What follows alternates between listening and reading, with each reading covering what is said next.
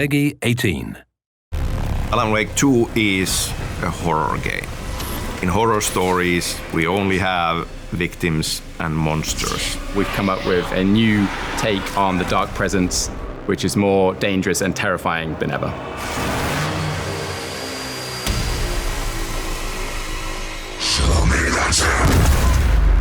Horror for me is something that connects my basic primal fears with reality.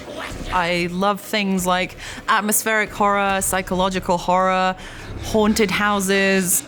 I like it because the genre of horror has the guts to look at the things that you are too scared to look at yourself. I think a good horror can stick with you for days, sometimes even years.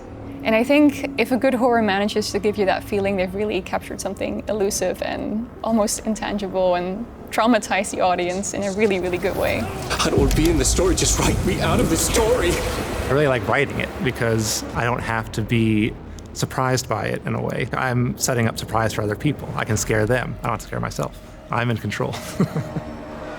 Alan Wake 1 was very much known for its narrative, and it was telling a horror story, but then there was a bit of a dissonance between the story trying to have this slightly more slow burn feel to it and the kind of fast-paced action gameplay. So we just felt that there was much more of a cohesive fit between the genre of survival horror and the kind of story we wanted to tell for the sequel.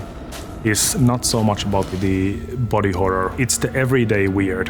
Things that look just perfectly fine, and then a twist comes and you're like, okay, what's going on here? Like using Dark Place as an example, every single shadow, a moving piece, I'm looking at it, okay, what was there?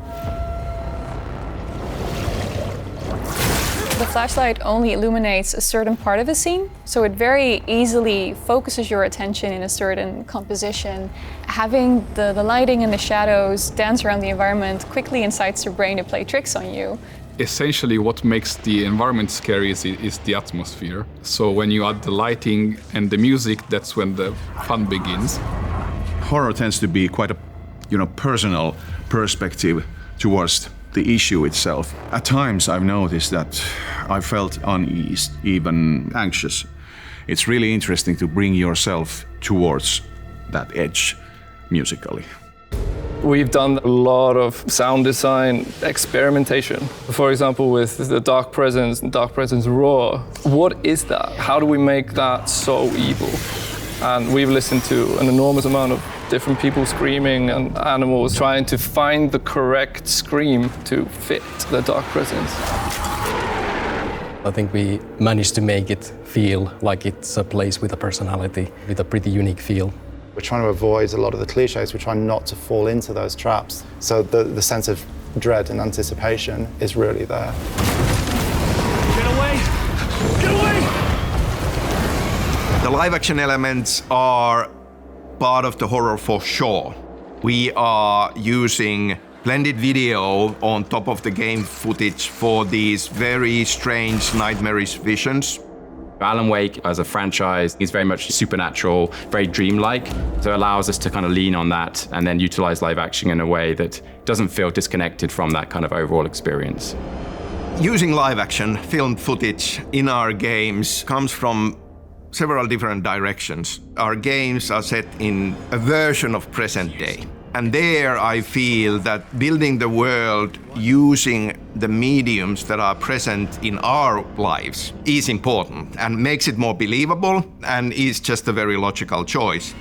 We are almost like shifting through layers of reality, so we are falling into these live action bits that you see on the screen and experiencing that and then falling out of them again. Doing more live action is very, very exciting for me. Yeah. I love doing motion capture and all that, but being with you in the same room, it's fantastic. Each shot and each scene feels like a different story, and it's been great. I've never done anything like this. It's been cool. Cheers. Keep busy. You always have an idea of what the game will be when you start out, and then more creative people who are better at your job than you are come on and do cool stuff. This idea I had is kind of not exactly as it was when we started out, but it's become this thing which is even better than what I thought it was going to be. I feel lucky that I have been able to stuff all kinds of crazy experimental things into this experience. Atmosphere and horror and interactive storytelling and mixing of different mediums together, all of that combine into what Alan Wake 2 is. Fans of the original game and people who may have not experienced Alan Wake, be afraid, be very afraid.